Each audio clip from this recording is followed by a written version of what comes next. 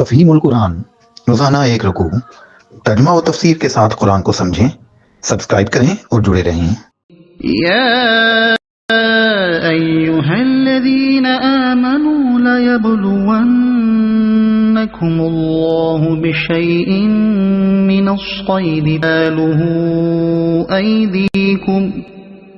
تناله أيديكم ورماحكم ليعلم الله من يخافه بالغيب فمن اعتدى بعد ذلك فله عذاب أليم۔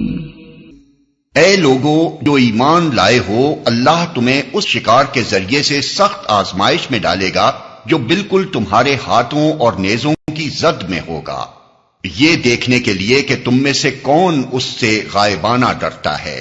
پھر جس نے اس تنبیہ کے بعد اللہ کی مقرر کی ہوئی حد سے تجاوز کیا، اس کے لیے دردناک سزا ہے۔ یا ایھا الذین آمنوا لا تقتلوا الصید وانتم حرم ومن قتله منکم متعمدا فجزاء مثل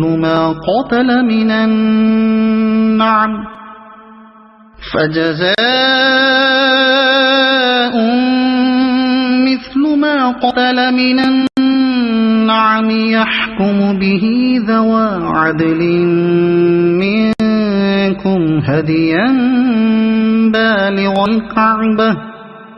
هديا بالغ الكعبة أو كفارة طعام مساكين أو عدل ذلك صياما ليذوق وبال أمره عفى الله عما سلف ومن عاد فينتقم الله منه واللہ عزیز ذو انتقام۔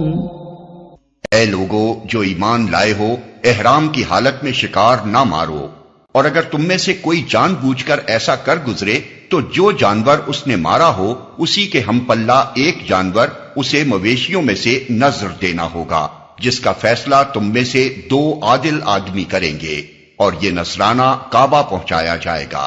نہیں تو اس گناہ کے کفارے میں چند مسکینوں کو کھانا کھلانا ہوگا، یا اس کے بقدر روزے رکھنے ہوں گے تاکہ وہ اپنے کیے کا مزہ چکھے۔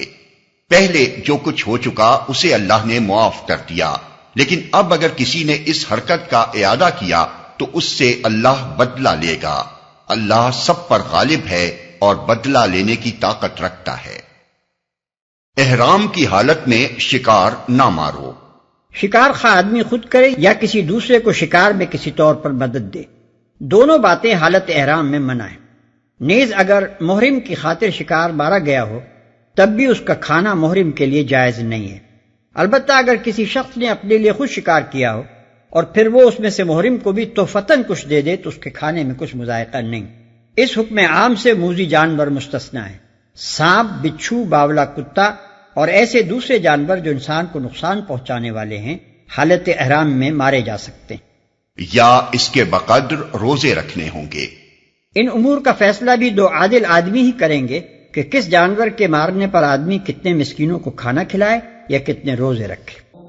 أحل لكم صيد البحر وطعامه متاعا لكم وللسيارة وحرم عليكم صيد البر ما دمتم حرما واتقوا الله الذي إليه تحشرون۔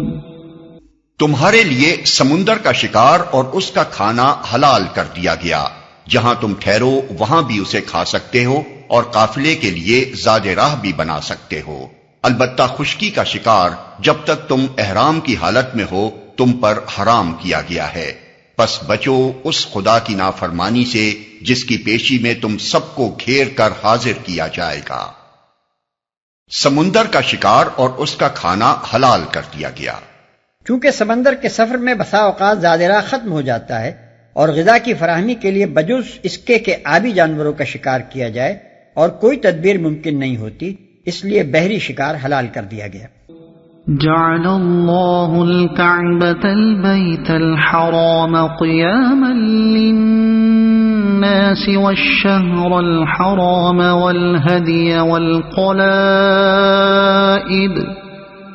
ذلك لتعلموا ان اللہ يعلم ما في السماوات وما في الارض وان اللہ بكل شيء علیم۔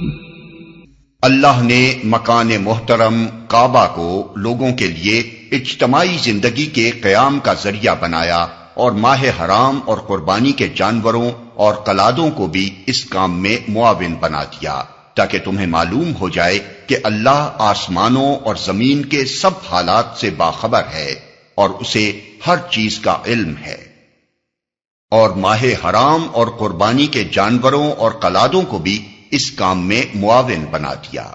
عرب میں کعبے کی حیثیت محض ایک مقدس عبادت گاہ ہی کی نہ تھی، بلکہ اپنی مرکزیت اور اپنے تقدس کی وجہ سے وہی پورے ملک کی معاشی اور تمدنی زندگی کا سہارا بنا ہوا تھا۔ حج اور عمرے کے لیے سارا ملک اس کی طرف کھینچ کر آتا تھا، اور اس اجتماع کی بدولت انتشار کے مارے ہوئے عربوں میں وحدت کا ایک رشتہ پیدا ہوتا۔ مختلف علاقوں اور قبیلوں کے لوگ باہم تمدنی روابط قائم کرتے، شاعری کے مقابلوں سے ان کی زبان اور ادب کو ترقی نصیب ہوتی، اور تجارتی لین دین سے سارے ملک کی معاشی ضروریات پوری ہوتی۔ حرام مہینوں کی بدولت عربوں کو سال کا پورا ایک تہائی زمانہ امن کا نصیب ہو جاتا تھا۔ بس یہی زمانہ ایسا تھا جس میں ان کے قافلے ملک کے ایک سرے سے دوسرے سرے تک بسہولت آتے جاتے تھے۔ قربانی کے جانوروں اور قلادوں کی موجودگی سے بھی اس نقل و حرکت میں بڑی مدد ملتی تھی، کیونکہ نظر کی علامت کے طور پر جن جانوروں کی گردن میں پٹے پڑے ہوتے، انہیں دیکھ کر عربوں کی گردنیں احترام سے جھک جاتی اور کسی غارت گر قبیلے کو ان پر ہاتھ ڈالنے کی جرأت نہ ہوتی۔ اور اسے ہر چیز کا علم ہے، یعنی اگر تم اس انتظام پر غور کرو تو تمہیں خود اپنے ملک کی تمدنی و معاشی زندگی ہی میں اس امر کی ایک بین شہادت مل جائے کہ اللہ تعالیٰ اپنی مخلوق کے مصالح اور ان کی ضروریات کا کیسا مکمل اور گہرا علم رکھتا ہے، اور اپنے ایک حکم کے ذریعے سے انسانی زندگی کے کتنے کتنے شعبوں کو فائدہ پہنچا دیتا ہے۔